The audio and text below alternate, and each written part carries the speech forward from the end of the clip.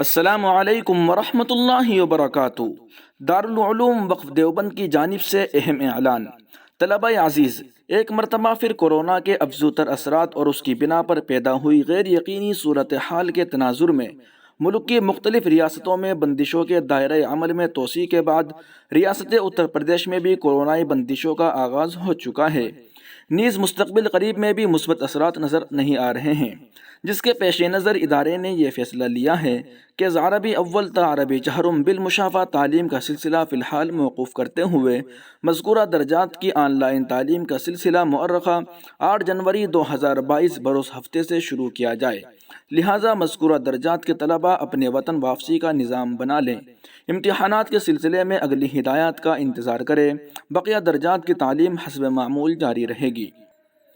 محمد سفیان قاسمی، محتمم، دارالعلوم وقف دیوبند، الہند۔ سبسکرائب کیجئے محاسن اسلام YouTube channel کو اور بیل آئیکن پر ضرور کلک کیجئے تاکہ ہر طرح کی اسلامک نئی ویڈیو فوراً آپ تک پہنچے۔ شکریہ، جزاک اللہ۔